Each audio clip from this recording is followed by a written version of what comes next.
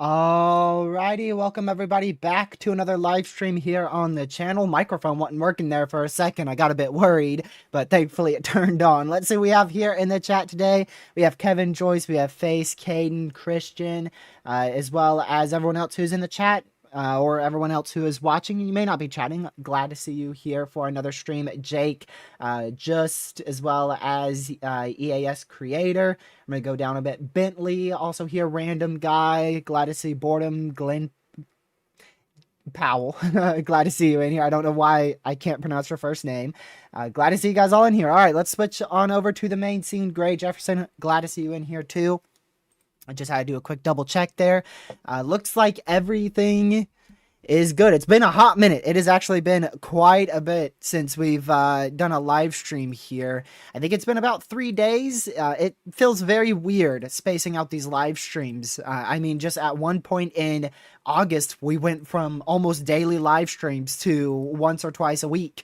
Yeah, actually, it's been 4 days. So actually, today marks 5 days since the last live stream. And that video I did was already 3 days ago, so that's absolutely crazy. Just hard to put content out when there's not a whole lot to talk about. And obviously, I've been extremely busy. Only going to get more busy from here as we have Thanksgiving coming up and then Christmas right around the corner. We're barely a month away from 2026, which is absolutely wild. The fact that 2025 has flown by this quickly. Absolutely crazy. We're already just a couple days from meteorological winter here. Only about 7 or 8 days from meteorological winter there on December 1st. So we are right around the corner from a completely different season already. I'm going to go ahead and switch over to Weatherwise here. I'm trying to make sure everything's set up the way how I like it. Because like I said, it's been a hot minute. So got to get used to this stuff again. Hold on. I'm going to shrink a little bit real quick. Which button is it? This one. There we go. Shrink down a little bit here. Get on Lucky's level. I wouldn't have said that if he didn't just text me. Oh, man. Let's see. What's he talking about? We were talking about a race earlier in DMs because he watched a race last night at like 11. You think tomorrow could go 10%? I'll get into all of that in just a bit. So, yeah, I want to go over first just these severes. I want to take a look at these severes really quick. We are watching for a big-time hail threat today, although it is not panning out how we anticipated. There was a little bit too much cloud cover just to the east of these storms, and that's really cooled off the atmosphere, and we haven't seen as much destabilization as what we were anticipating. And these storms have also fired in a little bit more of a messier fashion, so maybe not as potent of an event today as what we were originally anticipating. I did a Twitter post earlier this afternoon, and I think I said 2.75-inch hail. I don't quite know if we're going to be able to get that large of hailstones here because we've kind of trended towards more of this messy, clustered mode here. Our main storm is definitely going to be this guy right in here. We could see up to about 2-inch hail, 60-mile-an-hour winds, and maybe a spin-up tornado, all being a possibility with these storms, but it's really not that impressive of a severe threat today. However, I mean, yesterday we were looking at today, and it didn't even look like we were going to see any storms, and then this morning it looked like everything uptrended like crazy, and then once these storms fired, things started to get a little bit more on the downtrending side. Also, random severe up here in Haskell, Texas. Same threats there. I mean, just 60-mile-an-hour winds, 1-inch hail. Probably no tornado threat with that. Very low-end risk out here in this area, so not really too concerned for a tornado threat with those storms. Lily, glad to see you in here. High Risk Watcher, glad to see you in here. Glad to see everybody back in here for another stream. So yeah, let's go ahead and dive on into our outlooks from the Storm Prediction Center here. So this is from the SPC, obviously. This is their day one categorical risk outlook here. We have a pretty big sized marginal risk here covering much of central Texas. Level 1 out of 5 there in that dark green area right in here. That's your level 1. And then your yellow is a level 2. And on this new update, they actually did upgrade the hail risk. They ended up hatching that hail risk. So it's now a 15 hatched hail threat out there in portions of western Texas, so pretty big risk for some large hail out in this area. So make sure you are keeping a very close eye on the weather because could get up to about 2 to 2.5-inch hail in that region.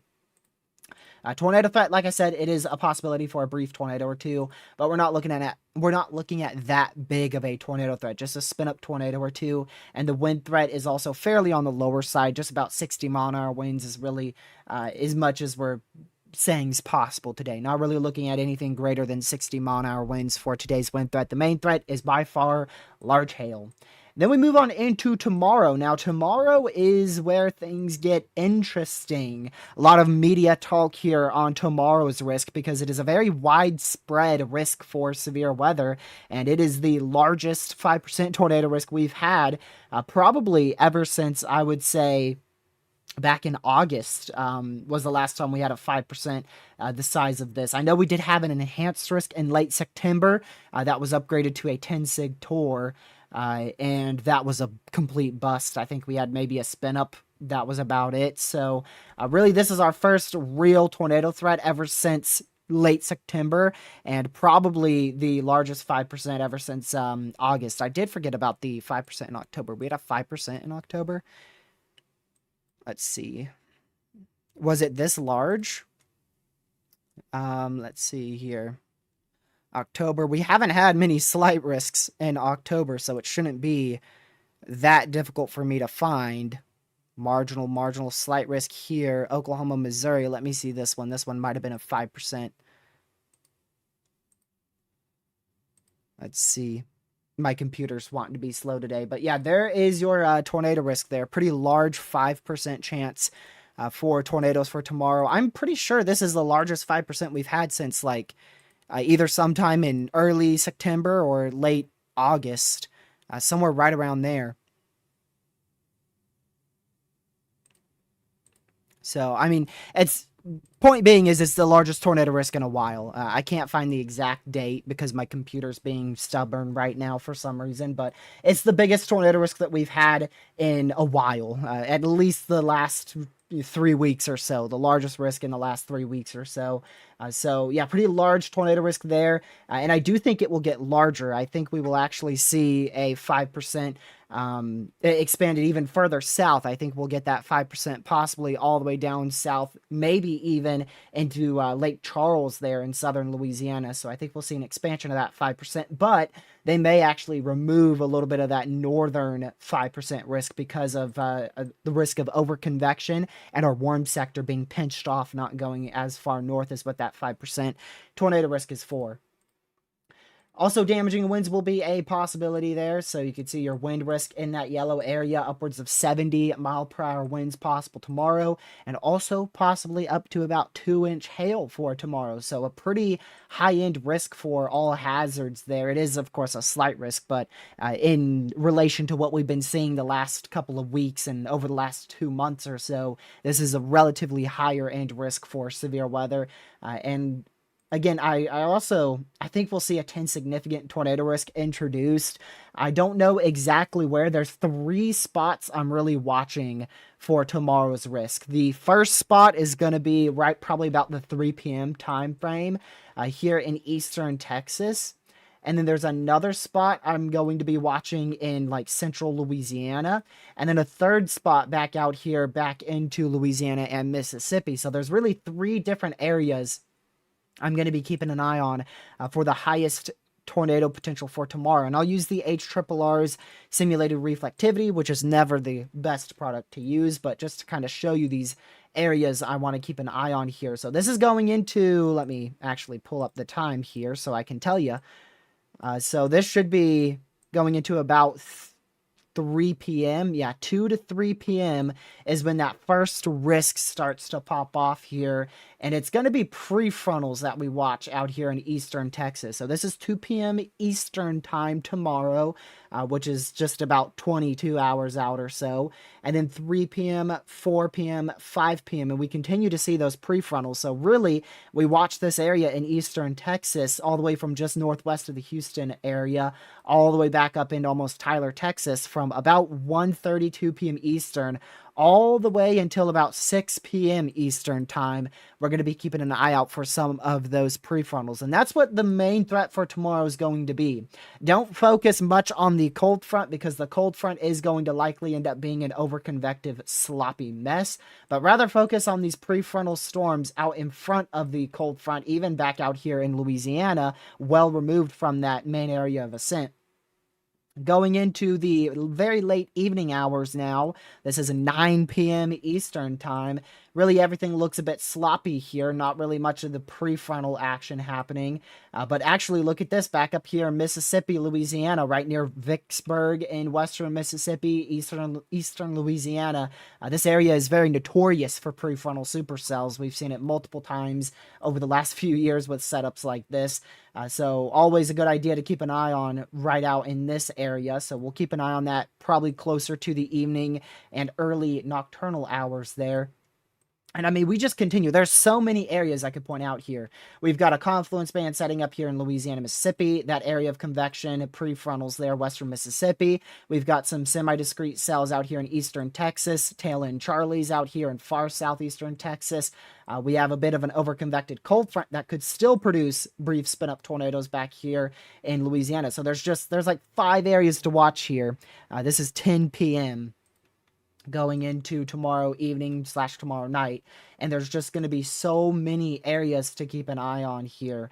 Going into the overnight hours, we'll also want to watch some more prefrontal storms here. So it's just prefrontal everything. Everything's prefrontal. It's just going to be complete prefrontal mayhem probably tomorrow afternoon all the way until very early Tuesday morning. We're just going to continue to see prefrontal action here. And then finally, by the time we get to about 5 a.m. Eastern time, Tuesday morning, technically, we're really starting to see a decrease with that overall risk of severe weather. Now let's look at the open warm sector here. Very easy to spot by using your instability product. So let's go ahead and pull this on out. And it's not very impressive. By any means, it's not really impressive at all. You've got a cold front extending down here, and your warm front is extending back over here. So not an impressive front by any means whatsoever. And I mean, this is by 8 o'clock here. So that's something we really want to pay attention to. Because if we don't get that warm front to push far enough north, everything north of that front is going to be elevated. So that risk I talked about back up here in Mississippi and Louisiana, if this is indeed correct, those storms would probably not be tornadic at that point. They would likely just be small hailers, maybe isolated damaging winds, but the tornado threat would be on the lower side with those, because at 9 p.m. tomorrow evening, your warm front is pinched off way back down here in central Louisiana, nowhere near west central Mississippi at that point. So that's probably going to be the number one thing I watch tomorrow, is how our warm sector reacts to our main trough here. And I would imagine the reason for that warm sector being a bit pinched off is probably something to do with the timing of our trough here. So this is using your 500 millibar wind speeds here. And really, the HRRR is not wanting much of a negative tilt at all. So that's probably your big issue with the HRRR. I wonder if, let's go to the NAM model here and see if the NAM has more of that negative tilt. Not really. Really not seeing much of a negative tilt on these model runs here, but I'm pretty sure I was seeing it on like the GFS. So I want to check the NAM on this. This is the new 18Z, which I haven't gotten to look at. Yeah, and you can see very much a positively tilted trough here. Some negatively tilted embedded short waves, but the overall geometry of the trough is for sure positively tilted here. Very much pointing to the southwest.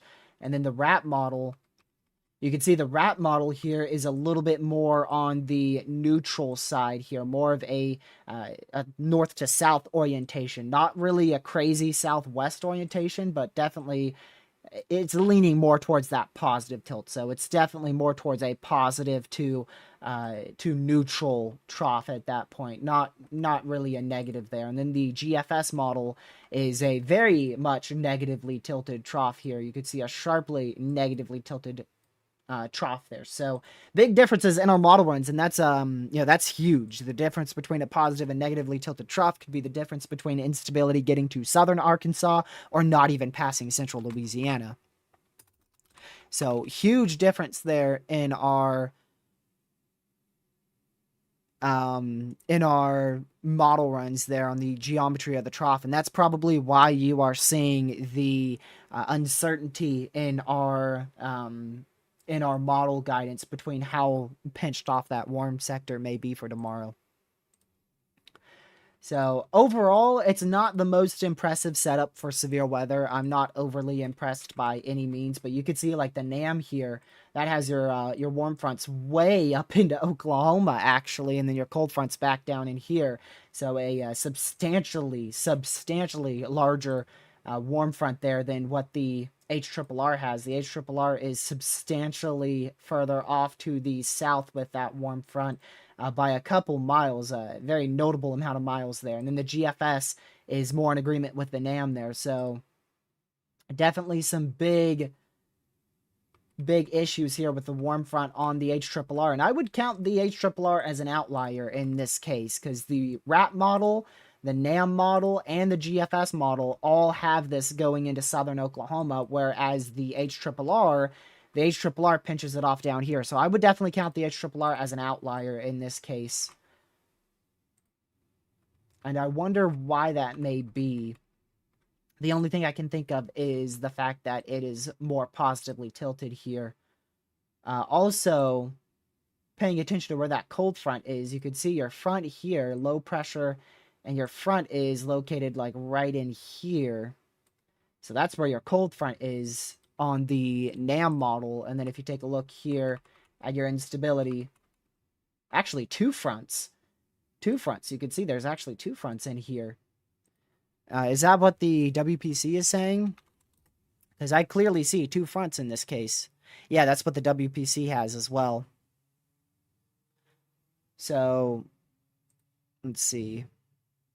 Man, that warm front is huge.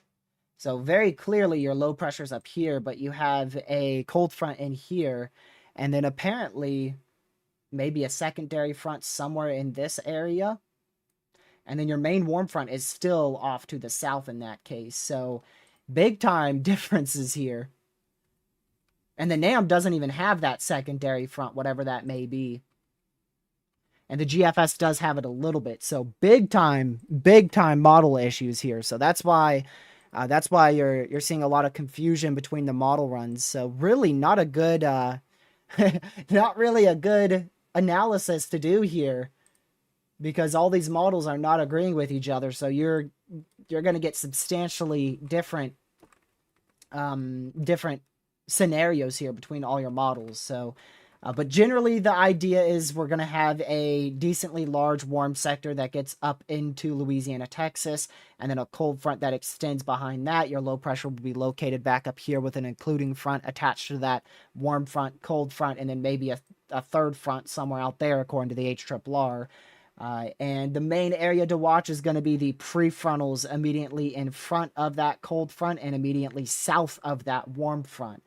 Which in this case would be a very large area. You can see how large of a region that is on the NAM model, where you have the potential for multiple prefrontal supercells there. The NAM doesn't really initiate a whole lot, honestly. You only get a couple of heavy rain showers up here southeast of the DFW, and then really spotted convection, and then eventually a couple more supercells that congeal into a line very late Tuesday, actually. So not seeing good agreement between our models whatsoever. That is definitely something to keep an eye on here. So many scenarios for tomorrow. There's definitely no one and done scenario for tomorrow here. Overconvection could be a big play in what happens for tomorrow. And that warm sector, I mean, look how far south that is from your front, man. Your cold front, let's see, you got to figure out where it is. So you got your low pressure back up here, front back down in here, and then your warm front. I think that might be your warm front up in here. So your cape just simply doesn't get pulled. Your cape is just simply not being pulled up. I drew that warm front incorrectly. My bad, y'all. The warm front's actually down in here. Your warm front is just simply not being... Rather, your instability. I can't English. Your instability is just not being pulled up north at all. And there's definitely, on the HRRR, very clearly a secondary low out here.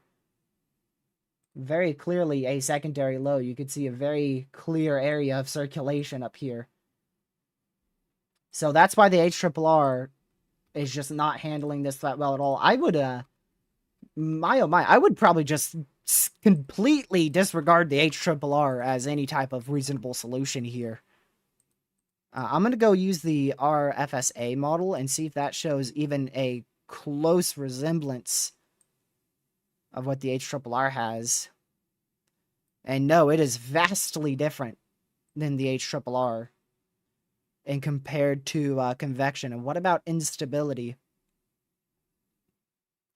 I don't know if I can look at instability on the RFSA on this site. Perfect, I can. Now, the instability on the RFSA does agree with the HRRR, but the convection is completely different. Thank you, Jessica, for the $5 donation. Glad to see you in here, saying thank you for your hard work. Appreciate the kind words, and glad to see you back in the chat. Welcome to the stream. So, this might be more of a nocturnal event, because watch this. In the afternoon, really the only area you're watching is that pinched off warm sector in here. And then once we get past about like 2 a.m. here, look how much that instability gets pulled northward because of your cold front being pulled in here. So tomorrow might be a lot more of a nocturnal threat for tornadoes than it will be in the afternoon. So you can see here in the afternoon, really the only area to watch is for prefrontals in this small corridor on the HRRR model. And really not a lot initiates there, and if it does, it's overconvected. So big slop fest on the HRRR. I really don't agree with this at all. I just don't see a way how that warm sector's that pinched off.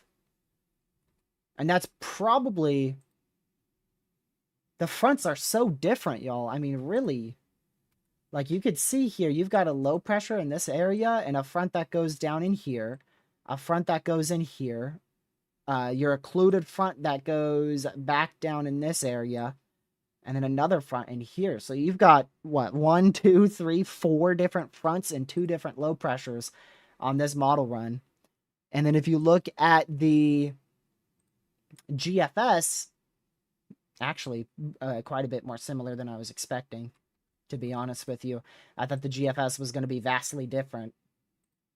But it actually agrees. Not as good of a low pressure developing over the Tennessee, western Tennessee area.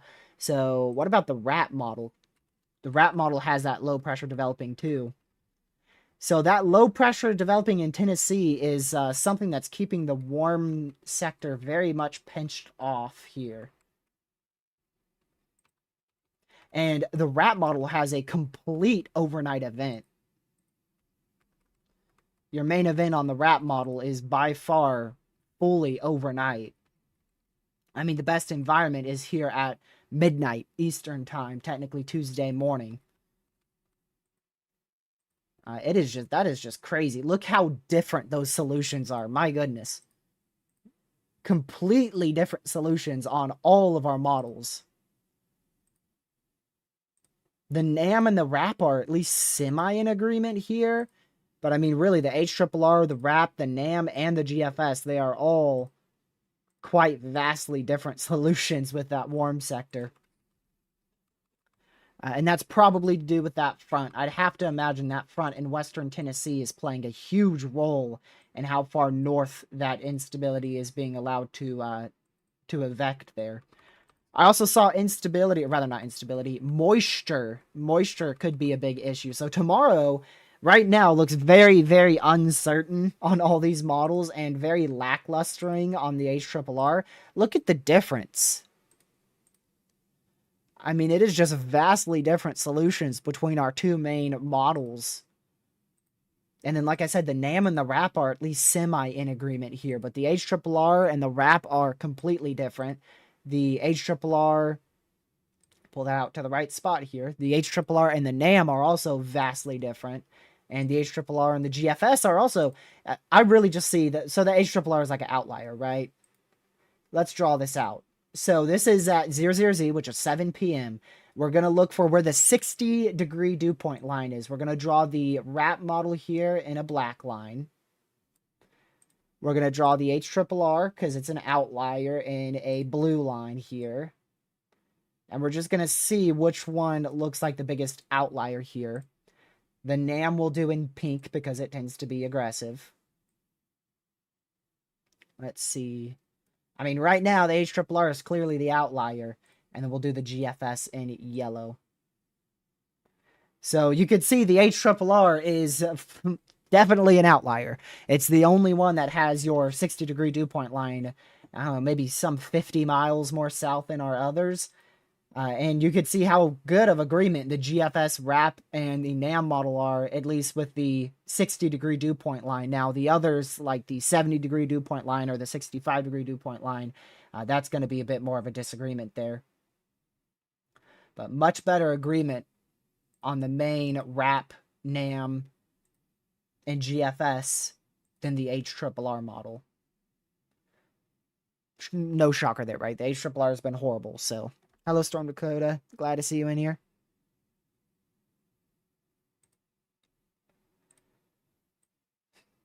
Lee, welcome to the stream. So, honestly, considering that's an outlier, I'm not going to be using... We're going to see what the NAM 3K has here, considering the HRRR wants to be an outlier. So you can see a little bit of an overconvection issue up here on our far northern extent of the warm sector. Little overconvection there, but not nearly as bad as the HRRR. And then you could see these confluence bands, especially this one. Very obvious confluence band that is set up there across central Louisiana. And a couple of semi-discrete supercells there in eastern Texas. And in this case, not a horrible setup. Now, the NAM 3K never does good with prefrontals, so, I mean, your threat really never goes past, like, western Mississippi in this case. I mean, your main cold front doesn't even push past Louisiana until Tuesday. And you can see here, Tuesday morning, your cold front is way back here, still just barely past Shreveport. Whereas if we go on the HRRR, my goodness, it is way over here in almost central Alabama. It is almost in central Alabama. So huge, huge difference between the NAM and the HRRR on the timing of that cold front. So really, I'm not very comfortable with doing like a big analysis on our model runs. So I'm not really going to do anything more than that. But overall here, if I can get rid of this, there's your outlook for tomorrow, a big 5% tornado risk from the SPC. I still do think that 5% could be extended a little bit further south, just because most of our solutions have cells firing further south than, way down here near Baton Rouge, or further south, I should say, than Alexandria is where that 5% is. So honestly, that 2% might be extended all the way down to like Lafayette, Baton Rouge, and then that 5% may be extended all the way down towards like maybe as far south as like Oakdale in this area. So not a lot of confidence on tomorrow's event. I definitely agree with withholding the 10%. I know the Storm Prediction Center mentioned an upgrade to a 10% or 10 sig there, an enhanced risk for tornadoes. And they actually, yeah, they say strong tornadoes, so that would be a 10 significant tornado risk there if they did go ahead and issue that. But I agree with them not issuing that 10 sig yet. We'll see how things look in the morning. It could easily end up being a substantially lower tornado threat where they completely shrink the 5% risk as a whole. Or we could go the complete opposite way and expand that 5% tornado risk and have the addition of a 10 significant tornado risk. So big difference there. Either the risk shrinks or grows and we see an upgrade.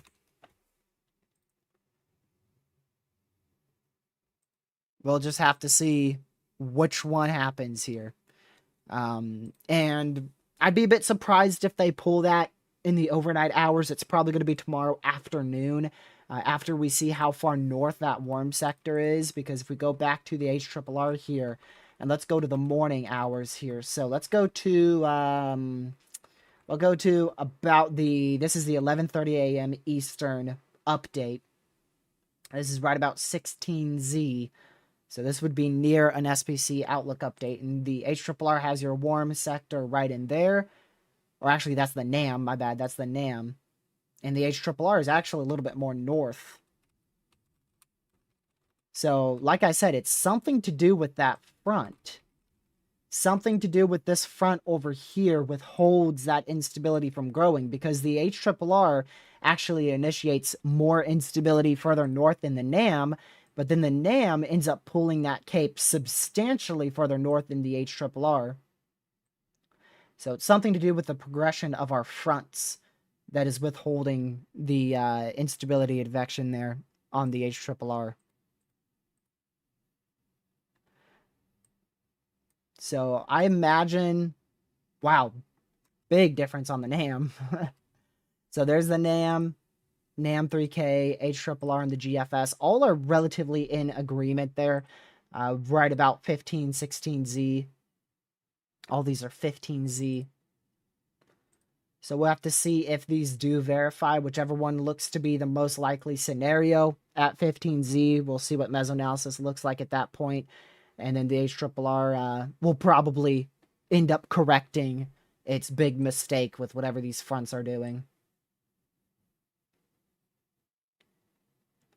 And then going into Tuesday, I do think Tuesday will also feature the risk of a few tornadoes.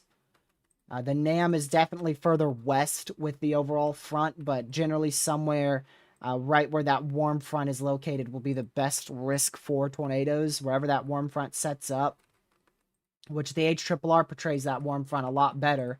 So in the HRRR's case here, cold front here, warm front up in here, your greatest tornado threat would be focused right in this corridor here on the HRRR for Tuesday.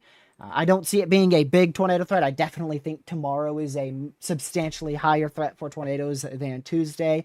But I think we'll see the risk for 60 to 70 mile per hour winds on Tuesday, 1-inch hail, and maybe a few tornadoes. Tomorrow is definitely the biggest day. Like I said, 70 mile an hour winds, 2-inch hail, and a few tornadoes, possibly even a strong tornado or two all appear to be possible, depending on that warm front there, or rather, yeah, the warm front, warm sector, both of them.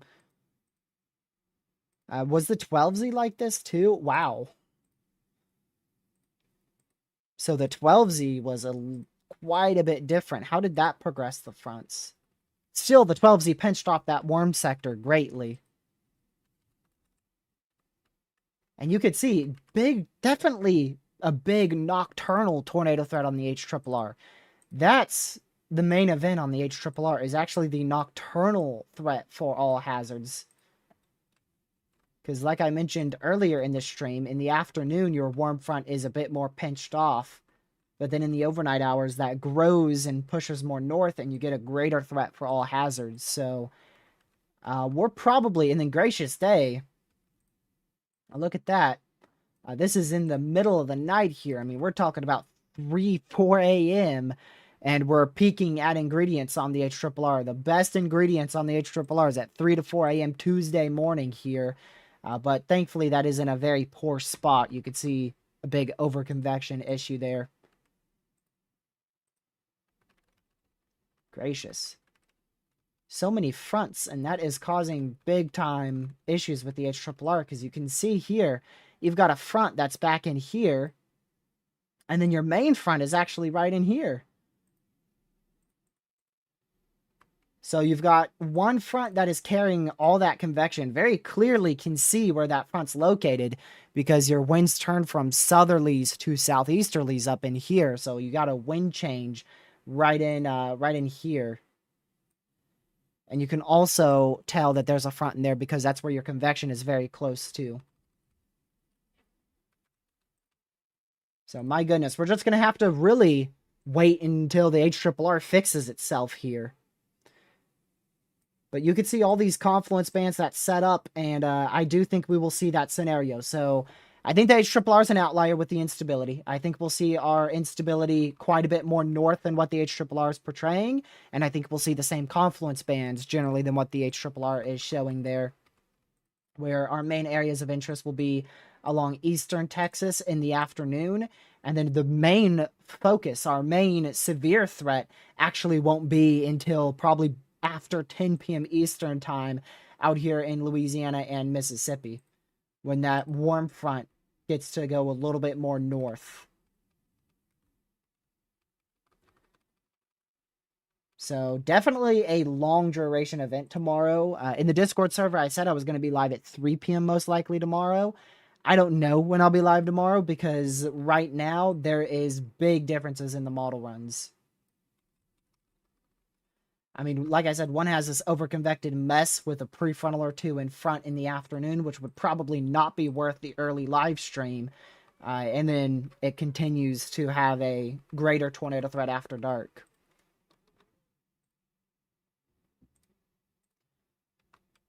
Yeah, not really seeing much today in the wake of severe weather. Big time big time underperformance for severe weather today. We do have that severe watch out, but storms initiated messy, and thus the whole threat just fell apart within the matter of a couple minutes.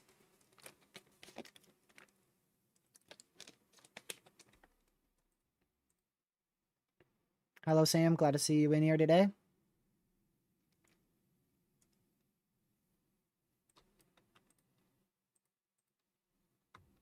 Yeah, that severe thunderstorm warning. Not going to get much with that. They're going to probably, I guess they'll just let that expire in 7 minutes, but storm's already moving outside the warned area. Then we do have a bit better of a severe here in sundown, but none of these are impressive. I don't think we're going to be getting much here. I don't think that 2.75 inch hail threat's going to verify unless we see a big change.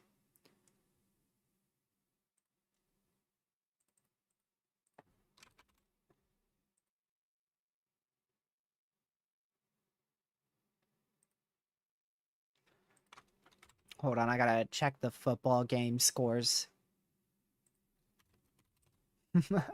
I gotta see where all these teams finished at. Oh, dang. That's a comeback and a half. Why is GFS hinting at... Oh, the tropical storm stuff? Yeah, ignore it. It's not gonna happen.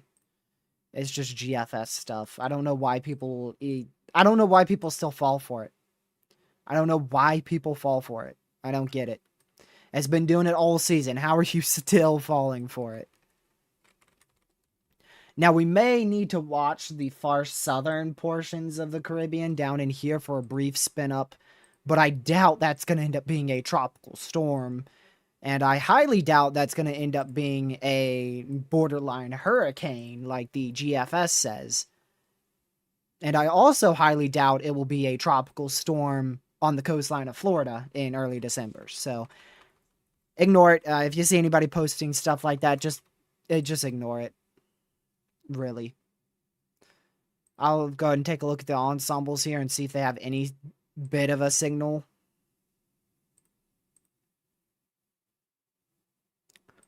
So the European ensembles have a very small signal in the southern Caribbean. The GFS, which is the aggressive one, of course, has a bit bigger of a signal here. So let me show you. This is weathernerds.org. That's the GFS ensembles there, and you can see the main area to watch right in here. Only, what, like 3 ensembles take this closer to the Gulf and the Yucatan Peninsula. Looking at the European ensembles here, those only have a couple of weak low pressures, tropical depression at best. And then the best ensemble so far this year has definitely been, this zoomed in way too much. It's definitely been the Google AI ensembles, and let's see what that has. We'll go out 252 hours here, which is very far out. And you can see that does have a few ensembles that agree with the GFS deterministic, but you can see that's only like 1 or 2 here that agree with that scenario. A few that spin it up, and only 2 of those become a tropical storm and or hurricane. So I wouldn't worry about it. Once we get closer, we can start to keep an eye on it, but we're looking at almost 2 weeks out. So no point. Nearly 2 weeks out there. Hello, Pete. Welcome to the stream.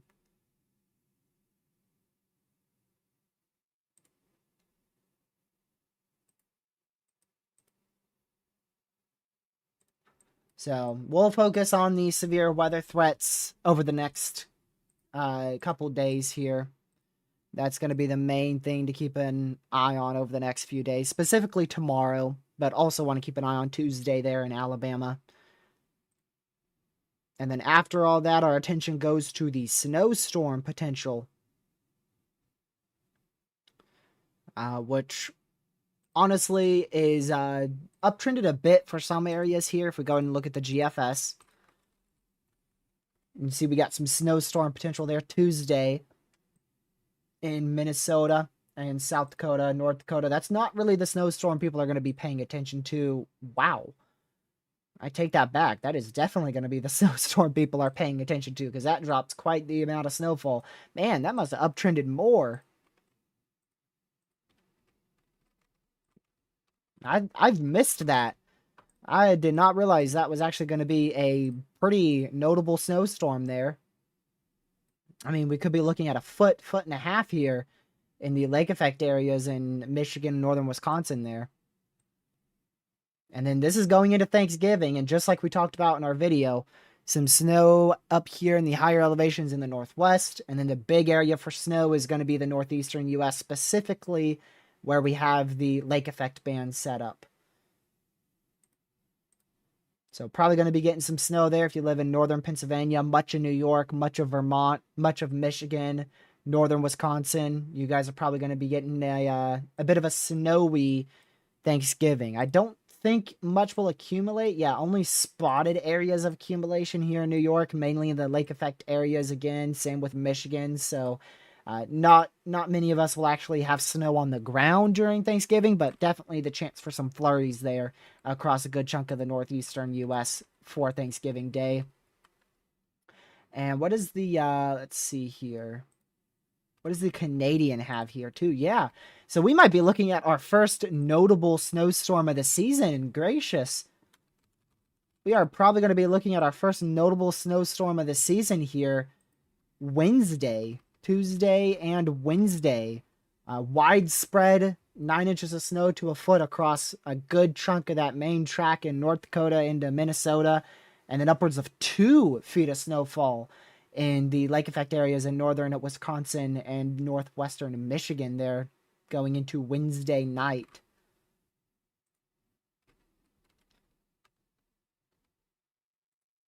So definitely going to need to watch that. Now, bit of a different scenario here on the high resolution Canadian model run.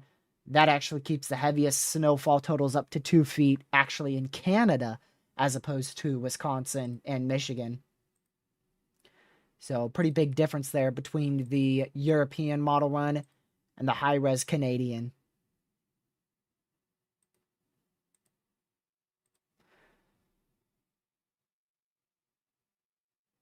Giant Tour possible severe. Let me see. Hold on. Actually, before I go see that, I also want to mention the temperatures here. We're still looking at a well below average. A near average to below average temperatures for much of the central and eastern U.S. on Thanksgiving Day here. So there you go. There's Thanksgiving morning, and you can see that freezing line pretty far to the south there. It's not like a major blast of cold air, with the exception of North Dakota and Montana. It's not like a major blast of cold air, but it is definitely a cooler than normal Thanksgiving. That will be a very real possibility.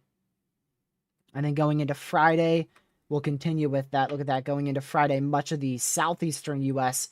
below to possibly well below average Friday morning there.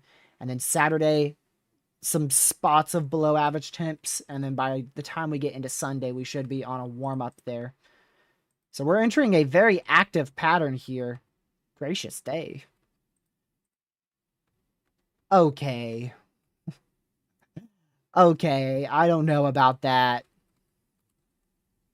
Now that would be a historic blast of cold air right there. Yeah, yeah. The Euro is not even close to on board with that. The GFS is definitely going a little bit bonkers with that scenario. But we should be at a very active pattern for snowstorms and probably also some severe weather threats too. So it looks like the end of November, beginning of December is going to be very, very active. Really starting now, actually, today.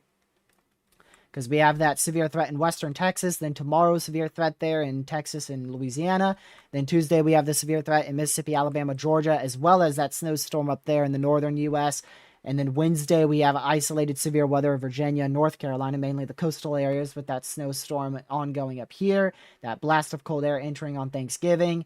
And then we will have another system entering on Friday with another snowstorm and probably another severe threat going into the southern U.S. there. So entering a very active pattern for weather, completely different than what we were seeing towards the beginning and the middle of November was relatively inactive. All the way since the middle of October, all the way to the middle of November, we've had a relatively inactive weather pattern. Is there going to be an enhanced risk tomorrow? So if it is, it's going to be for a 10 significant tornado risk. And honestly, I don't know. I'm 50-50 on it right now. I don't really have an answer for that. At the beginning of the stream, I was pretty confident we were going to see an enhanced risk tomorrow, but once I dove into the models a little bit more, I realized there's a lot of uncertainty. So until that uncertainty becomes more clear, which won't be till tomorrow morning or afternoon, we probably won't see an enhanced risk. I think the earliest they pull that enhanced is at 11:30 a.m. Anything earlier than that, and I will be shocked. Because tomorrow has, like I said, a lot of uncertainty there.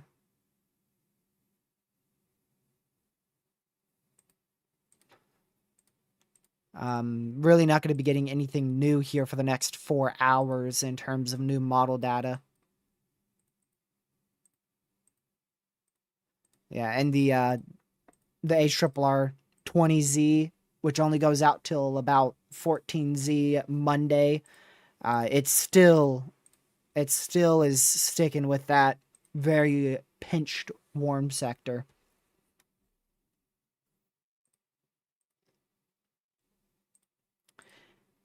So right now, I agree with this large 5%, but like I said, I do think they'll extend that 5% a little bit more south. But I do agree with a very large 5%. I wouldn't upgrade to anything larger than that.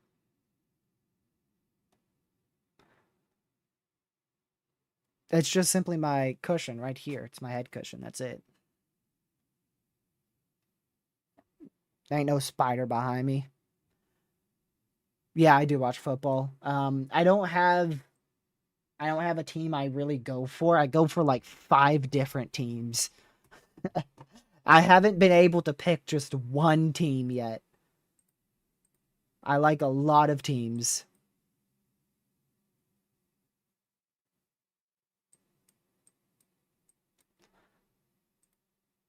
I've started watching football. Believe it or not, I have not been into football until like a month ago. I really didn't get into football until early October. Because I didn't know how football worked, so I wasn't interested. And I'm like, you know what? Football is on so much, I might as well just see and learn how it works, because I hear a lot about it. So now I'm into football. Picking up on a bunch more hobbies, because it's not exactly healthy for you to be sitting in a chair all day tracking weather. So I'm getting a lot more hobbies outside of weather. That's why content has also slowed down. And we'll see how that works into tornado season. I may not be as active as I want to be during tornado season because I've been picking up a lot of other things outside of weather.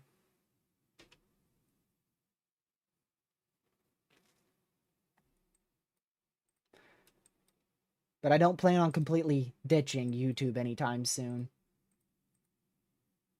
And I'm very, very, very excited to go back chasing.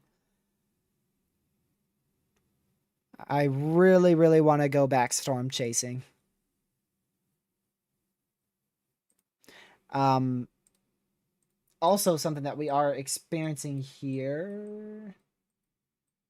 Am I going to have to switch to...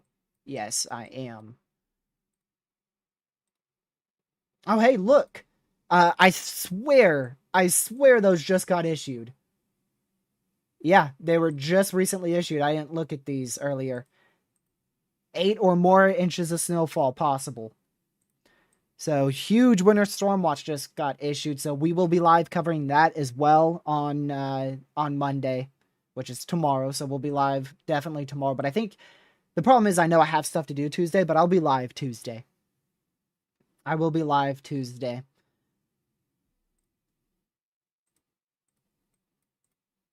Winter weather advisory. Why do those look like... Am I crazy, or do those look like 2 completely different shades?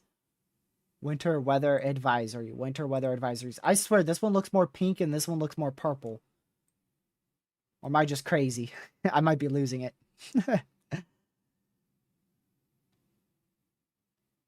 Yeah, I do agree with tomorrow being a lot more of a spin-up tornado type day.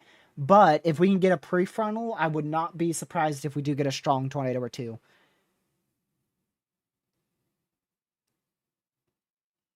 But tomorrow's definitely more of a spin-up day. The mountains are darker, so it looks darker. That makes sense. Well, now there's 3 different shades. They just issued a new winter weather advisory, so now there's 2 different winter weather advisories here. You just saw that. They literally just issued that a minute ago. All types of different shades of winter weather advisories up there. Oh, yeah. I want to show you guys one thing real quick. I got to black the screen out because I don't know if this is going to show something I don't want it to. Okay, good. It different. It different? It didn't. Boom. Cyclone. This is a cyclone stalling out just north of Australia right now. I believe the JTWC has it at Category 3 status. However, the Australian meteorological service, whatever that one is, I don't know who has, like, I don't know what branch they are out there. I don't know what the National Weather Service is called, but they have it at Cat 4. So Australia's NHC has it at Cat 4. The JTWC has it at Cat 3. And it should weaken right as it makes landfall. It should weaken. So I don't think it will be making landfall at Cat 3 or Cat 4. I think it will probably make landfall at Cat 1. But the big thing is here, it's rotating the wrong way. This is the southern hemisphere here, so you'll notice this is rotating in the way a high pressure normally rotates. It's rotating like this. It's rotating this way. So it's rotating the wrong way, essentially. Because here in the northern hemisphere, low pressures rotate this way. This is the way low pressures rotate in the northern hemisphere. And in the southern hemisphere, where we are here in Australia, rotate the opposite direction. Very strange. And it's not too often you get really good radar imagery of a cyclone like this. I'd say we probably get it, maybe once or twice a year. We get good imagery like this. Most of the time, it is from the Philippines, back up in here from the northern Philippines. But Australia does see cyclones as well. We didn't get to see this at all this year in the Atlantic. We didn't get to see any radar imagery in the Atlantic. So, assuming we don't get some crazy hurricane in the next 7 days, this is going to be, I believe, the first time since 2015. So, about the first time in 10 years that we haven't had a landfalling hurricane in the United States. Now, unfortunately, we did have a landfalling hurricane in the Atlantic Basin, obviously being Melissa there in Jamaica. But in terms of the U.S., first time since 2015, we haven't had a hurricane hit the U.S. As long as, like I said, we don't get some crazy hurricane in the next 7 days, which I find nearly impossible. We are watching that system back out there in the far southern Caribbean, but that won't be until... we'll start watching that probably on November 28th, but if it heads up towards the U.S., which I don't think it will, that would be in early December, not actually in November. Because our hurricane season officially ends on December 1st. Technically, November 30th is the last day, but December 1st is where your hurricane season is completely over. And I like how the GFS has 2 tropical storms, not just one. So the GFS not being very smart there.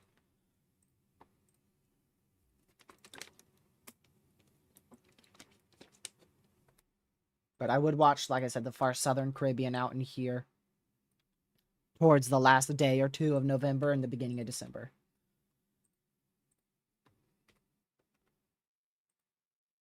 Yeah, this severe is tour possible, 0.88 inch hail, 60 mile-an-hour winds, but it really doesn't look impressive. Just a large severe for those storms.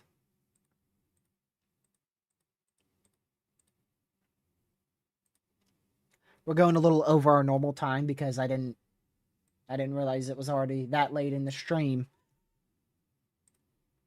We're already almost at an hour.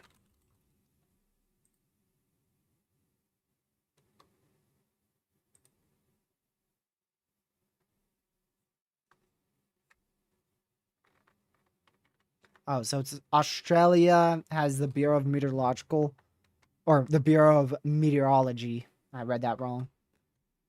Bureau of Meteorology. Yeah, so I believe they have it at Category 4 status. Which, honestly, I agree more with the JTWC having it at low in Cat 3, because let me just show you what this looks like on satellite.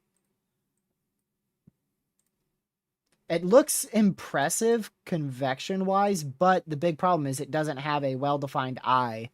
Like, your cloud tops are very cold, and you could see how it's almost stalling over the last couple hours here. So I don't think this is Cat 4. I agree more with the JTWC having this at low in Cat 3. I agree a lot more with that. At least, I believe they have it at Cat 3. That's what I heard. I didn't actually check for myself.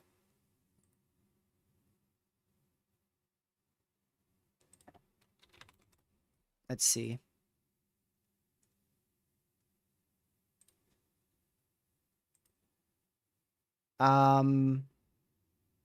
Actually, they do have it at, yeah, low in Cat 3. 120 mile per hour sustained, low in Cat 3. Hold on a second. Do they measure it differently? Because this says... Okay, this is really confusing me now. Do they measure cyclones differently here? Because this says category 4 here. So, yeah, the JTWC, they definitely have it at Cat 3. So I'm just assuming Australia uses maybe like 10 minutes sustained wind speeds. So if you look here, I'll show you what I'm looking at. So this is a JTWC. You go to their graphic here. Pulls up this. They have it at 105 knots. That's 120 miles per hour. If you use the Saffir-Simpson scale, that is very much a low-end Category 3 hurricane. This is using Zoom Earth, which is really good for global tropical cyclones and actually really anything revolving around hurricanes. It's really good for. And that has it at 120 mile per hour. But you'll see that's Category 4. Which is not the Saffir-Simpson scale like the JTWC and the National Hurricane Center uses. So I'm assuming this is going off of a 10-minute sustained wind speed basis, which is what I'm assuming the Australian NWS uses out here. Because, yeah, Cat 3 is what, 100 mile per hour wind? So I'm very much assuming that this is actually 90 mile per hour is a Category 3. That is a Category 1 on the Saffir-Simpson scale. So that being Cat 3 for a cyclone is strange. You learn something new every day. They have to be going off of 10-minute sustained wind speeds here. What did you say it was? The Bureau of Meteorology. I'm going to look that up.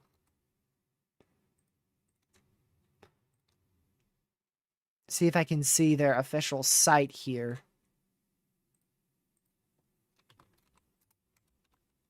Cyclone. See if they'll tell me what they use here. Okay, so yeah, they do have it at Category 4. So they have it at...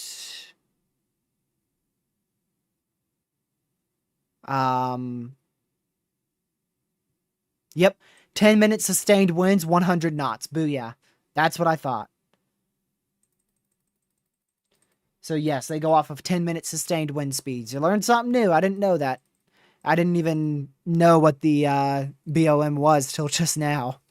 So they have it at a pressure of 943. Is that millibar? I'm assuming that's millibar.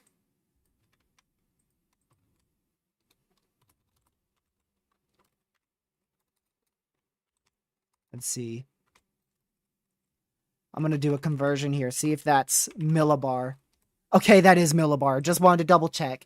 So yeah, they have it at 943 millibar, 100 knots, which is 120 miles per hour. No, it ain't. 100 knots is 115. Okay.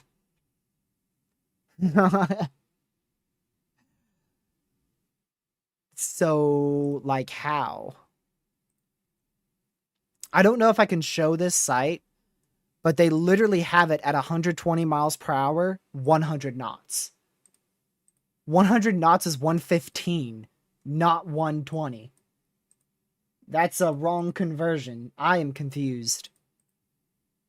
105 knots is 120. They have it at 100 knots, 120. I don't know, man. I don't know, man. That is very much confusing. That's an incorrect conversion. So they must do their conversion differently than the NHC, which I don't understand how, because like 100 knots is 115 miles per hour.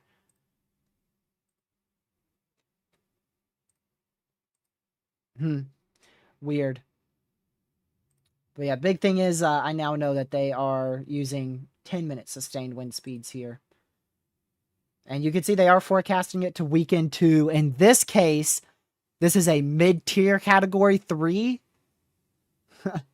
Because 90 miles per hour is category 3. And 115 is category 3 on this scale. Using 10-minute sustained wind speeds. So it should be on a weakening trend from here on out. Interesting stuff. The more you know. So the Bureau of Meteorology, which is Australia's, uses 10-minute sustained wind speeds, which has category 3 at 90 miles per hour, which seems just very strange to me. That does not settle right with me at all.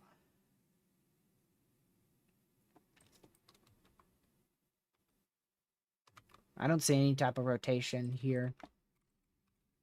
I do see weak rotation in this area where my cursor is, but that is extremely, extremely weak. And that's, even in the upper levels, very, very, very weak. Jefferson, thank you for becoming an EF2 member. I appreciate that. But I really don't see... I do see what you're talking about with this kind of supercell look, but I don't really think this is needed for a tornado warning. I don't think a tornado warning is needed in this point. Again, thank you, Jefferson, for becoming an EF2 member. I greatly, greatly appreciate that. So I'm going to aim for around a 3 p.m. Eastern live stream for tomorrow. But that is likely going to change. Because there is so much uncertainty with the models. Like I said, we could easily see that 5% tornado risk shrink for tomorrow, or we could see it grow and a 10 sig get added. It's literally, that's what we're looking at. There's a very large gap. Very large gap. It all comes down to that warm sector. If the HRRR is correct, we'll probably stay, we'll probably get a bit smaller of a 5%. If the HRRR is right, they'll shrink that 5% just a little bit and not add a 10 sig. But then in the case of like the RRFSA model run, they may increase that 5% tornado risk and add a 10 sig. We'll just have to see. We're really not going to know till tomorrow, to be honest with you. We really won't know tomorrow's severe threat until tomorrow comes, because we got to see how that open warm sector is evicting.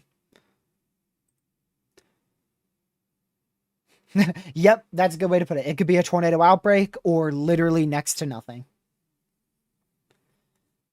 It could go either way. And that's second season. That is literally second season for you right there. Very common setup for a second season where we have these just complete boom or bust type setups. We also see that sometimes in late spring. Wait, no, early spring. See that in early spring frequently in Oklahoma. We'll get like 2 or 3 setups every year in Oklahoma that are boom or bust in the early spring, sometime in like March. And then they're also common, like I said, in second season, which runs from October to early December. So, I mean, technically in about 7-8 days, our second season is going to be on a downtrend in terms of climatology wise. The main window for second season is October through late November. However, in this case, I think we will see a couple more severe threats. I think we will see another severe threat probably next weekend. Probably Saturday next weekend we'll see another severe threat. And then that might last for multiple days. So I think we will be dealing with at least one more good chance for severe storms next weekend. That could be a multi-day severe threat like this. Like today, tomorrow, and Tuesday will be. We could see a multi-day severe threat Friday, Saturday, Sunday, and Monday next week, generally around that time frame. So I'll keep an eye on these storms, but there's no need to be continuing today's live stream. I mean, it really just seems like today's an underperformance, so I'm not going to stay here any longer. I will be live tomorrow, though, so just keep an eye on the channel sometime, probably right around 3 p.m. Eastern, but that's going to kind of change around. But I'm aiming for about a 3 to 4 p.m. Eastern start time for the live stream tomorrow. And then I'll be live Tuesday as well. Tuesday, I'm probably going to be a bit later to the party. We might not end up streaming Tuesday until our usual 6 p.m. Briefing time. So we might not be live till about 6 o'clock on Tuesday, depending on how stuff goes on Tuesday, because I have some stuff planned in the afternoon. So definitely we'll be live tomorrow, right around the 3 p.m. time frame, and then Tuesday probably close to dinner time.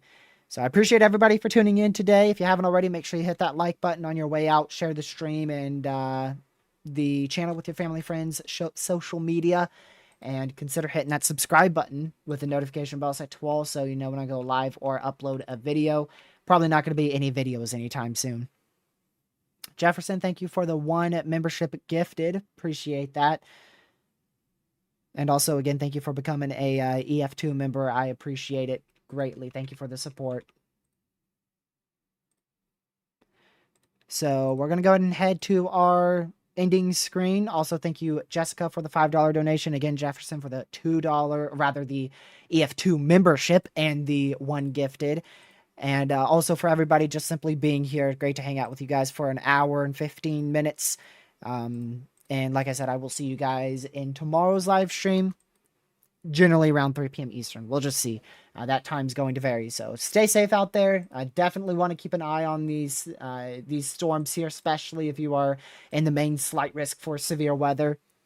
But thankfully, it seems like today is an underperformance, and hopefully I will have the same news for you tomorrow about this time. Hopefully we'll see another underperformance risk tomorrow. So stay safe out there, and yeah, stay safe, watch for your weather and the snowfall. Thank you guys for the support in this live stream, and I'll catch you in the next one. Goodbye.